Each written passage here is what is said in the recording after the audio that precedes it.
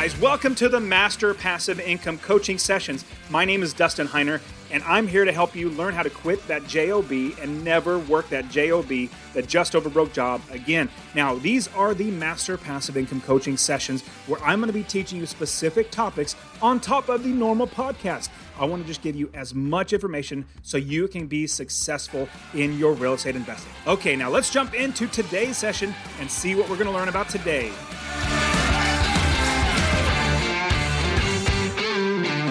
Hey, what's up everybody? Dustin Heiner here with Master Passive Income. Now, I want to talk to you about earnest money and how earnest money plays into your real estate investing. Now, I get this question all the time. In fact, I've given lots of money to earnest money, which basically goes to the seller. And so basically what it really comes down to is you're just going to be promising the seller of the home that you're going to be buying that you're going to go through with the deal. And if you don't go through with it, you're going to give them a little bit of money, $1,000, $2,000, whatever it might be, which we'll get into in just a second.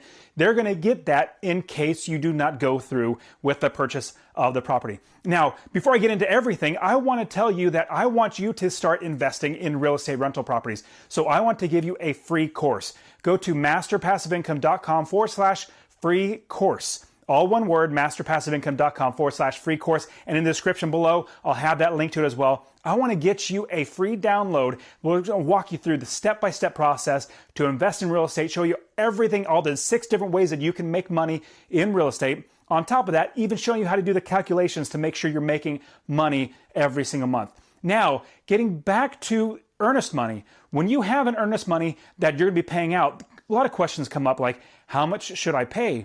Is it refundable? Can I get my money back? How can I protect my earnest money from being taken by the seller without cause? So let's start with, is it refundable? The big answer is yes and no. Sorry that it's both, but yes and no. Now the yes is if it's in the inspection period, which I'm going to say you must have an inspection period. If it's 7 days is for what I say the minimum, you should have a minimum of 7 days inspection period. 3 is very, very short. 5 is short. If you have a 30-day inspection period, if you can get away with that, then that's great. But you have an inspection period where you can do your roof inspection, you can do your home inspection, pest inspection, electrical inspection. Every single type of inspection that you might want to have, you can get those done. Now, on top of that inspection, you can also back out of the deal for any reason whatsoever. Let's say you did not get funding or somebody passed away and you need to save the money, whatever it might be. You have that 7-day window or with that inspection period that you agree upon with the seller to back out of the deal for any reason whatsoever and then get your earnest money back. Now, another big question is a lot of people ask, well, is earnest money, is that like a requirement? Do I have to always put down earnest money to buy the property? Well, the bottom line is no, it's not required. It's only if the seller requires it. Basically, they say, hey, I'm putting my house on the market for rent. You're coming as the buyer, you're wanting to buy the property. For me to take it off the market or say, hey, it's pending or I'm actually going to go through with another purchase, I'm pulling it off the market so nobody else can put offers on it. I'm going to give it to you. Because I'm giving it to you, you have to prove to me that you're willing to go through with the deal. So put some money down, like a down payment. And so what you're going to do is say, I'm going to give you money or give money into an account, which we'll get to in just a second.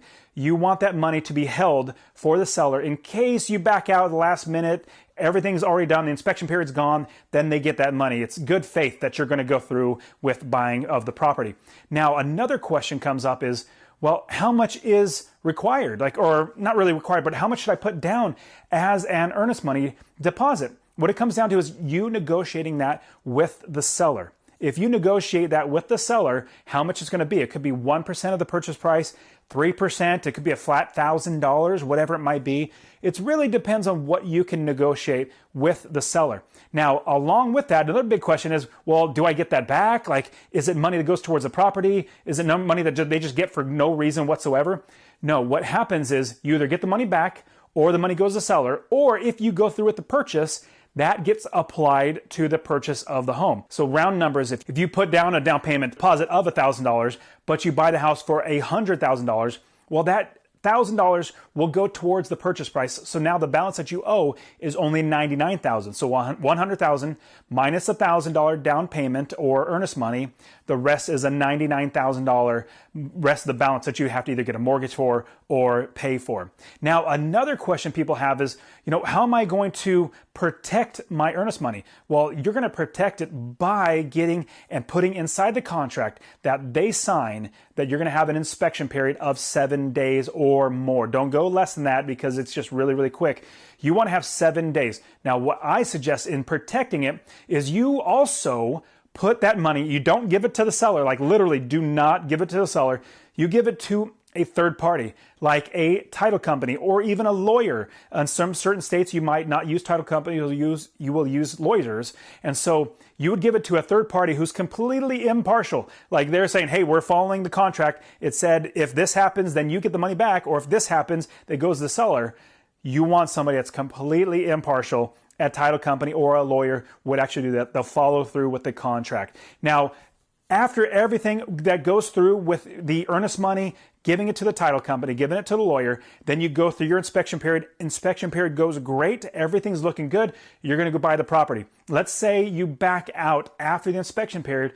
Well, then that money does go to the seller. Now, you as the seller, if you're the seller, you're looking forward to basically getting a benefit for taking off the market. And so you want to have that inspection period also so that your buyer is completely aware of everything and they have an inspection period and they can back out then. But then once the inspection period's over, you hold them to that inspection period's over. Now you give me the earnest money and you personally as a seller have the title company or the lawyer that's actually doing that as well, watching out for your best interest as well as the buyer.